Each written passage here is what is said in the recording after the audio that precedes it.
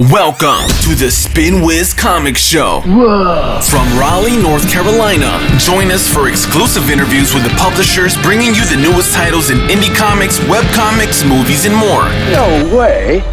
And now, here's your host, Jeff Palumbo. Ladies and gentlemen, welcome to the show. Thank you so much for being here on this Wednesday night, hanging out with me and my guest here in a moment, but I'm not going to introduce him yet. You need to give me, let me prep you, let me prime you, because this man, I don't get to talk too much, and I'm happy that he's here. He and I have actually known each other for almost 3 years. We were just kind of talking off scene. We couldn't remember exactly when, but it was almost 3 years ago that we met. Dude's still cranking out comics. Family man, doing all sorts of stuff. Every time I talk to him, he's at another event with his kids. Every single time we talk on the phone, he's doing something with his kids, which is great. So it's great to have him here. Thank you for coming in. Again, if you are on live, that's awesome. If you're on YouTube, that's okay too. All the links are below. Just hang out. So tonight, very special guest with me. He has an independent creator-owned comics of his own. He has two right now. They are both on Spinwhiz Comics, Inferno City Firehouse and Staunch Ambition, and they're both up there for purchase. A couple of are up there, even up there for free, because he wants you to actually read the stuff, and then if you like it, buy it, because that's how we roll. But there's no reason for me to talk about this. I have him here for a reason. You didn't come to see me. As much as I think you did, and as much as I love you for it, you did not. You came to see this man. So, ladies and gentlemen, without further ado, Brian Lau. What's up, man? Hey, Jeff. How you doing? Good, buddy. So happy to have you here. So happy that we finally get to connect on something other than a phone and talking while either I'm walking the dog or, you're at some sort of sporting event. And it's awesome to have you here. Thank you for making the time for me, man. I appreciate it. Yeah, I think the last time we talked, I was coaching my daughter's volleyball team. I think so. Mm-hmm. No, just kidding.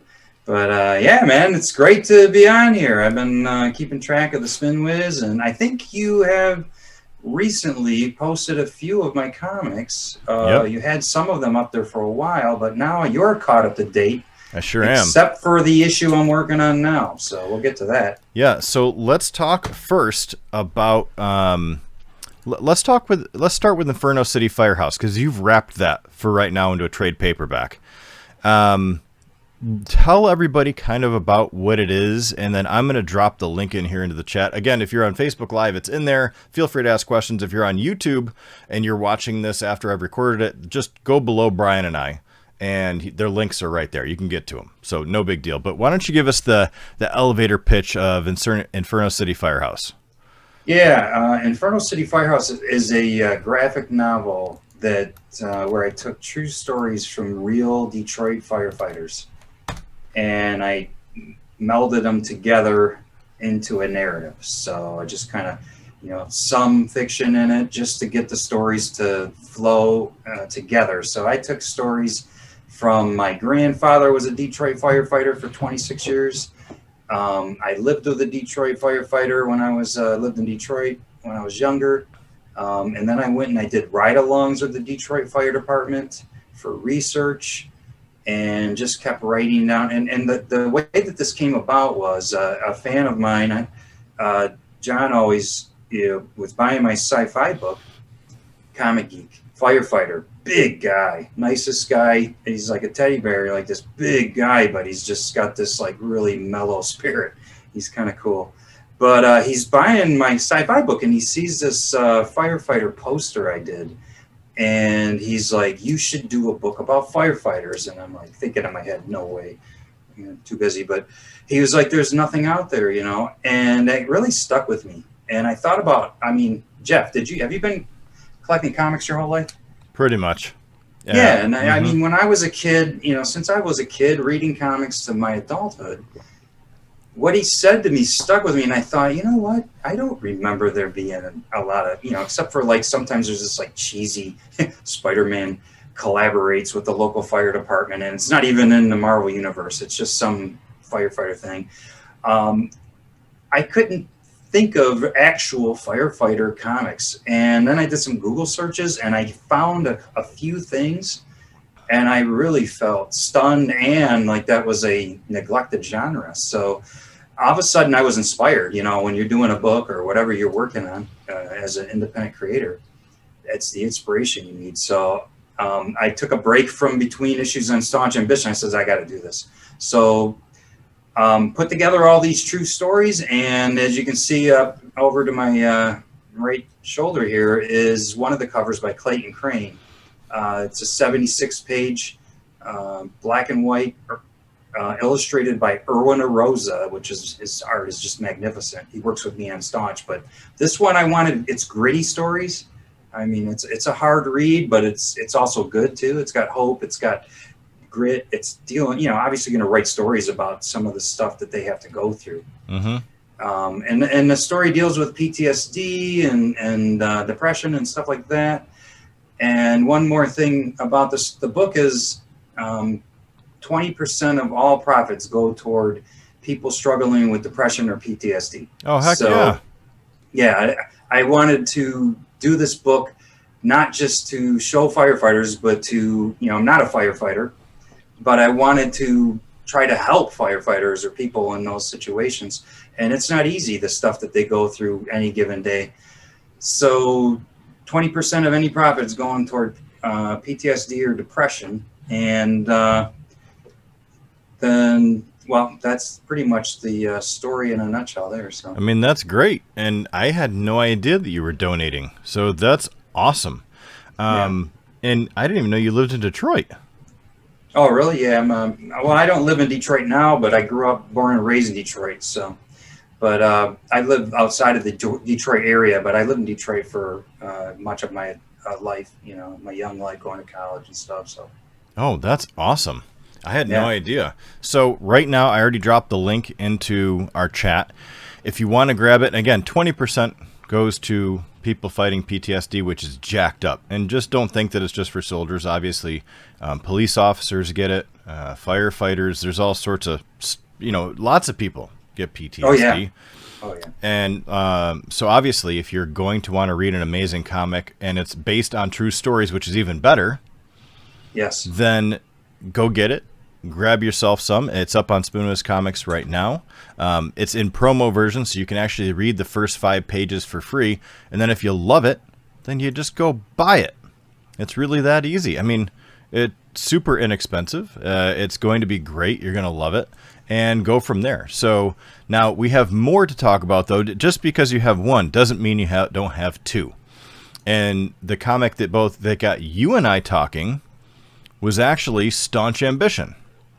Yep. So why don't you give the hotness to? So we have the prologue, we have Destruction Part 1, Destruction Part 2, and Cherished Possession, which is your third.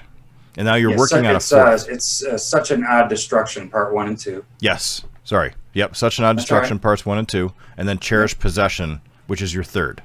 Third issue, yeah. And then there's a preview issue that has the prologue before those. Okay, so tell us about this universe you've created. So this is a sci-fi supernatural, and the idea is it's not a galaxy far, far away. It's supposed to be like possibly something that can happen in our future. So, and the idea is, what if in our future we were able to enter the supernatural through advanced technology? So that's kind of the general premise. And if you look at the title of the book, you can see it's Staunch Ambition, and you can see the word station on an angle. Staunch is the industry in the book that is pretty prominent and important in advancing the lead in advanced technology. And Ambition is a space station in the book where the book starts out on, and it's crucial to the story. So that's why you see station on an angle. So the title is tied into the story and the space station inside of it and the corporation. But it's all that's the general idea, but of course it's driven by the characters and the context of that story. So where did you come up with that? Because that's a pretty awesome premise that I've never heard about. I've heard about time travel. I've heard about obviously warping into other realities, but this is basically being able to transition into the supernatural, which I've never heard about. Is it just because you were like, hey, I've never seen this, let's do it? Or have you been like visited and you're like, I'm going to do this because I was there, or like something? Well, you want to make something up? Uh, well, well, I can actually read minds and enter the thought dimension. No, I'm just kidding. So I used to goof around at the cons, like I can read your mind. It was like a carnival game type thing, just to have fun, with people. But no, the behind me again, above that other Infernal book, is the one preview cover that I drew, which is one of the characters, Azarus, in the book. And it all started in college. We had to do a comic book cover. And so I was looking for just references of like cool poses, and I found this really cool pose. And then I was like trying to figure out what character I would use. And you ever, obviously you've heard of Dungeons and Dragons role-playing Once game? or twice, yeah. Mm-hmm. Yeah, and so there's a superhero version that used to be out when I was growing up called Champions. And it was a role-playing game, and you would make your own characters, and they'd have a book, and you'd have all these like superpowers you can pick. And for every superpower, if you had like max strength, you would have to have an equivalent like disadvantage. Mm-hmm. And so it was this whole role-playing game, and they had these little paper sheets with a generic guy standing there. And my brother had did this real generic design of a character on it, and I kind of built off of that and did this like really retro type version of this cover behind me of Azarus. And then years went by, and I in college tried to do the comic, and it was based off this character still, but it was kind of, you're immature and young, and it was kind of cheesy and cliche. But then years later, I'm like, I want to do a really tight, like detailed, colored, airbrushed, colored pencil version of the character, just to have a piece. And trying to do that original story of this character fell to the wayside. I got married, had kids. So I did this piece behind me here. And when I drew it, and it was turning out so realistic and so like in depth and so unsuperhero, typical comic book type style, I started thinking of all these sci-fi ideas, like entering the supernatural and this energy. If you entered, you could see our thoughts and our spirit, and it's like orbiting around you and changes shapes, sizes, and color depending on your state of mind, if you're insane, angry, sad, happy. And so it just kind of developed from this cover I did, and then started thinking about the character and building a universe around that, and then this concept of entering the supernatural. So I dig it. I mean, I think that's awesome. Is 4 issues, is that it? Or is this like going to be keep on going? Or are you going to tie it up into volumes? How are you going to kind of put the rest of this out? Yeah, so actually I can show the cover a little better on this live, because I have one right in front of me here. So this is the character I was talking about. Dope. So it's Azarus. And so that energy flying around would be like your thoughts or your spirit or whatnot. So I love it. Give you a little idea of that. I had it right in front of me. I've got all my books laying out because I'm working on the next issue. Speaking of what you just asked me, let me answer that. So I have, like we said, the preview issues and issues 1 through 3 are finished. Mm-hmm. And right now I'm working on issue 4, which technically is issue 4 and 5, because issue 4 is double size. And it's killing me because I'm independent, and just to do one issue costs a lot of time and money. Yes, it does. And yeah, so I'm doing a double size issue 4, full color. If you guys ever see the interiors, these covers the colors are like magnificent. Neil Anderson, and I got a new colorist, Bunny, who's Art Studios. I have to look up his studio name. I forget it offhand.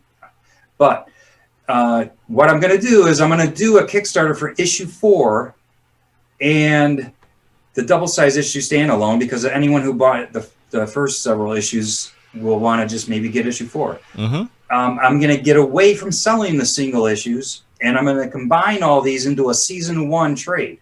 So you're going to get season 1 with all this combined together, and we have a sweet wraparound cover that's done, drawn by Irwin and colored by me. And I have original music for my books, and I'm going to have new original music written for this book. I have original music already, but I'm going to have a new original music written for this book by Halia Jones, who is one of the actresses on Lock and Key, Netflix's series based on the graphic novels. So she's an actress. She just actually got promoted to a regular character on the show this second season they're filming. and she also does music. And I happened to be on a podcast with her, and I'm like, hey, I took the opportunity. I'm like, hey, you do music? I'm looking for another original song for my next book. And she's like, let's do it. So that's wow. pretty You cool. fell into that one. Yeah, I know. Good friends of mine at Three Geeks Podcast knew I loved that show, Lock and Key. My daughter and I were watching it, and he goes, "Hey, you want to be on the podcast with us? You know, we're having Aaliyah Jones on." And I'm like, and she plays a complete bitch on the show. I mean, you love to hate her, but she couldn't be nicer in person. It's so amazing to contrast. If you ever check out the video or the interview with her. So yeah, she's going to be doing original music for this next issue as well. So I'm kind of excited about that. That is awesome. I mean, we haven't really had anybody on the show yet or on Spinwhiz that has actually created a soundtrack for their comics. So you're the first one. Yeah, it's been done. Like you were saying, the sci-fi, the technology and supernatural, I have seen aspects of that, especially maybe not when I first started like 6 years ago. But, it's not like no one's ever done anything like that at all. But I start, sometimes I see stuff that's similar and I'm like, no. But then the music has been done here and there, but it wasn't as popular when I first started doing it. And some of the music's based on, I'm not a musician, but I used to tinker around and write melodies on the piano. So I couldn't produce the music myself because that's not what I do. But I would give the melodies over to these artists. And I would always dream of working with artists to take these melodies and actually doing real stuff with them. So I'm involved with the music as well because I just love music and I love tinkering around with melodies and whatnot. So that's awesome. You're like you're a rogue scholar. You can kind of do it all. I'm always trying to figure out or learn something new. So it's like otherwise I'll explode. You got to be the same way. I mean, if you're an entrepreneur and if you're somebody independent creating, like. I would love to do everything, but you definitely want to be a professional at, and focus on certain things. I don't want to be a jack of all trades, but it's nice to dabble. I dabble in animation. My day job's technical illustration, so I'm pretty busy. So your entire background is really art from the get-go. You're just do you find that some of the art that you do from your day job transitions into comics, or is it just like night and day? Like it's not happening. Well, I started out in high school. I took a graphic art class on accident, and I realized, wow, you can make money doing art. I always looked at it as like collecting stamps or something. It's just a hobby. Mm-hmm. And I saw an avenue where it's like, well, you can actually make money in graphic and commercial art. Supposedly, you can make money, but so I went to college and never looked back. I'm going to go for art. And then I did do early on in my career, I did do some like catalog covers and, faux color drawings and stuff. And it was kind of more creative. I worked at a print shop and I would do illustrations for the clients. But then I got, married and had kids and I really needed to make some money. So I just been doing technical illustration, which is not as creative. You take CAD, convert it to, flat lines and call outs. But believe it or not, after years of doing that, I started coming up with the standards and being in charge of how things are done. And I literally started learning coding on my own because you got tedious work you do all day long. And I was starting to go, I want to automate this. So I would actually learn like JavaScript or AppleScript or one of the programs we work in has macros. And so that's pretty much what I do all day is I code. And think about this. This is pretty cool. You would think coding... Some people might think coding like I did would be so boring, like accounting. It's like, oh my God, I wouldn't want to be in accounting all day doing numbers and all that. And coding, you would think would be like that. But to my surprise, even though the benefit is like, okay, I don't got to do this tedious work, it's just as exhilarating as doing a painting or doing a book because you code all this stuff. And when you get this thing running, you get the same thrill when you're done that, oh, I built this and it works, and other people are using it at my work. So, but that's weird. I'm doing coding on my day job. Isn't that kind of not expected? So you've transitioned entirely into the geekdom. Yeah, that is kind of geeky. Yeah. Sci-fi doing codes. That's not real. Yeah, exactly. If anything, you're like, whoa, I'm living this, so we're good to go. Like now I had to get out of art full time just to be able to really round myself out with the sci-fi stuff. I get it. It's fine. I mean, you can put that on the back of your book. Yeah, exactly. But the book was, I didn't want to kick myself 20 years or when I'm older here and be like, I should have tried. So to do this comic, like I said, I tried in college to do it, and I'm glad I didn't, because this story really matured to something, much better than the stuff you come up with when you're young. And so I was like, I don't want to kick myself to do this. So, and I have other ideas down the road, but right now I'm focused on this next issue of Staunch. Yeah, So. I would love to revisit Chimera and kick out issues 2 through whatever. But because I work, I mean, obviously I have my full-time job, and then I do this at night. And me too. My goal, I mean, it's what a lot of us do, especially those of us that have families.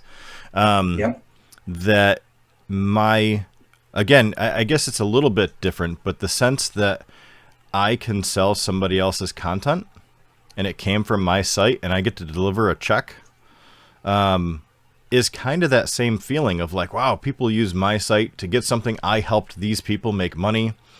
And that's really where my biggest passion is right now, is just finding different ways to help broaden people's reader base, but then hopefully transition it to some cash flow as well. So I 100% agree. It's just that I can't, like, I've tried multiple times to sit down at, 10:30 at night and be like, all right, let's crank out a couple pages. And I'm just like, nope. It's never ending, man. You wouldn't be able to do both. No. I mean, it's so much work. And I look at other independent creators, and, sometimes, and the level of detail that we put into this book, Staunch Ambition and Infernal City Firehouse, is the production. Like, you could see some independent books are quicker to make. Maybe they're very cartoony and loose art. This is nothing we do is simple or loose. I mean, I'm doing music with it, and the video, just to build the Kickstarter. You got to do the video, and you got to do all these. You got to figure out. You got to know math. Because you got to calculate all these different reward tiers and connect this to that. And it's like, just to do simple stuff like that is like takes forever. So, and I know that, because I have to give you kudos on your design. I mean, your style, your look, your logo, the presentation is definitely there and professional. So, and that's not easy to do. Thanks, man. That means a lot coming from another professional who knows art. I'm picky too, man. Trust me. Ask the artists that work with me. It's like, I don't. It's like, I want it to be perfect. If I'm spending all these, I'm really working my freaking tail off on this crap. I want it to be as best as possible. Not that it is the best as possible, but I try. Well, at least to the point where you're just like, okay, this is the best unless I want to spend $10,000 more on it. Yeah, exactly. Like, there's a level line. of that. Yeah, but being a professional, you have to hold those people accountable too. Like, that's why they need people like you in your position, because that's what clients are hiring you for, or whoever, your company, your agency. That's just like, listen, man, you have that perfect eye for this. Make sure it's locked down. Like, that's your whole job. So you're doing it perfect. Yeah, and I learned a lot of this from my day job. I mean, obviously I studied art, so I know art. But then just practically working and overseeing people's art, and you get this mentality to look